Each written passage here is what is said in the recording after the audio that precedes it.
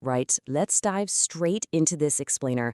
We're looking at a genuinely brilliant piece of analysis by David J. Abbott that completely flips how we think about scale, especially in the Kenyan business landscape. If you're building a business or trying to sell anything, the absolute default instinct is to go wide. Go as big as possible. But today, we are throwing that rulebook out the window. Because here's the fundamental problem. So often, businesses cast this massive, heavy net into the ocean, just hoping to catch absolutely everyone. But here's the thing. When you try to appeal to everyone, you usually end up appealing to literally no one. Your message just gets totally watered down. Now, compare that to a single, precise line, dropped in the exact right spot with the exact right bait. That is how you catch everything you actually need. I know, it totally goes against our basic programming as business builders.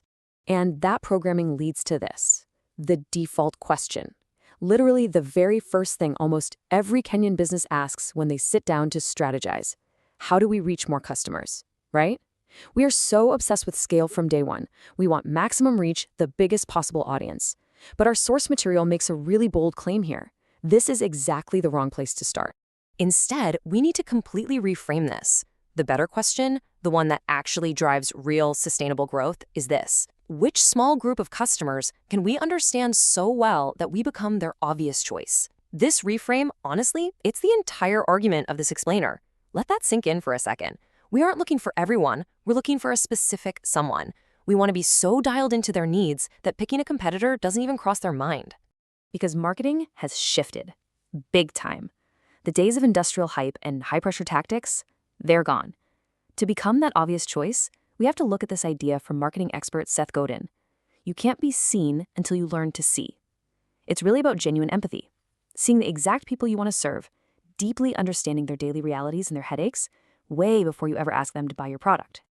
So that brings us to our first core concept, the minimum viable market.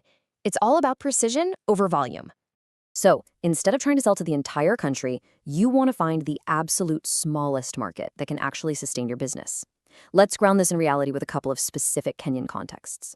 We're not just vaguely saying healthcare for all. No, we are talking about lower-income families who specifically need affordable preventive healthcare. Or take financial services, not just loans for Kenyans, but coastal residents who need short-term cash but desperately want to avoid the crushing interest rates of logbook lenders. You see the difference? These are highly specific groups with a very tight shared problem. And when you focus on a group that specific, you can polish what you're offering until it absolutely wows them. That is how you hit true product market fit. People throw that term around like fancy corporate jargon, but it's actually incredibly simple. Product market fit is just that magic moment when customers enthusiastically recommend you without even being asked. Unprompted word of mouth. Honestly, nothing persuades like a friend telling a friend. You serve that minimum viable market so well, they literally become your unpaid sales force.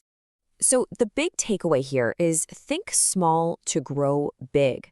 Your entire focus should be on building trust and a real sense of belonging with this small group, instead of obsessing over transaction volumes.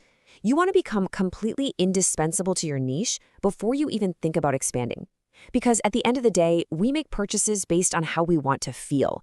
Emotion is what actually drives us. Which perfectly leads into our next section, Section 2, Predictably Irrational, and how our minds actually make decisions.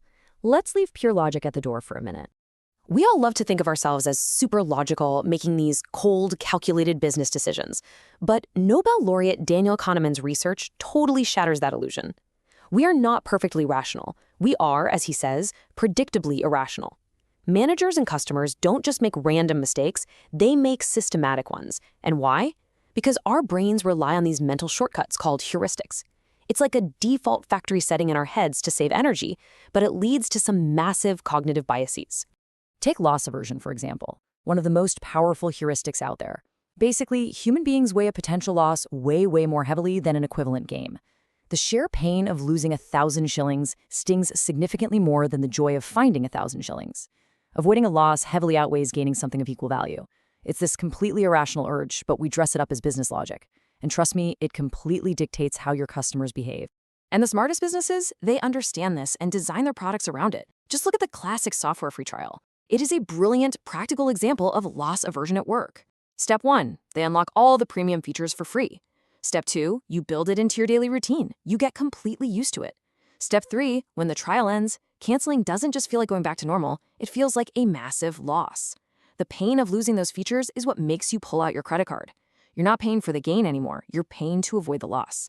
All right, we've covered the market, and we've covered the mind. Now for section 3, the catalyst. We're looking at the one driving force that actually makes change happen in an organization. Because profound shifts don't come from massive, expensive transformation programs or beautifully bound strategy documents. The source material points out something really interesting here. Real shifts happen because of one person. One person acting as the mitochondria. They are the absolute energy source that powers the cell and forces that critical shift in direction. In fact, I want you to genuinely ask yourself this. Can you think of a single radical performance improvement in Kenya that didn't start with one person? It's an uncomfortable truth, right? Every project, every major organization is steered by a primary driving force. The driver is simply the clearest voice at the head of the table. So if you want your company to pivot and focus on a minimum viable market, someone has to be that mitochondria. Someone has to bring the energy to break the old habits. So how do we actually put all this into practice? Let's move to our final section, the marketing promise as a working tool. Here's an immediate practical challenge you can use right now. It's a 3-sentence marketing promise. I want you to mentally fill in these blanks for your business. First, my product is for people who believe. Second, I will focus on people who want. And third, I promise that engaging with what I make will help you get. It sounds super simple, right? But try filling it in honestly and see what happens.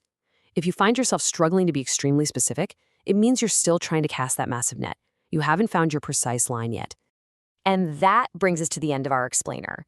If those 3 blanks are tough to fill, or if you're realizing your focus is maybe a bit blurry, you definitely don't have to figure it all out alone. The team at A Catalyst works specifically with businesses ready to stop chasing absolutely everyone, so they can find their minimum viable market and serve it exceptionally well. You can check them out at www.acatalyst.co.ke. So I'll leave you with this final thought. Are you going to keep asking how to reach more people? Or are you finally ready to become the obvious choice for the right people?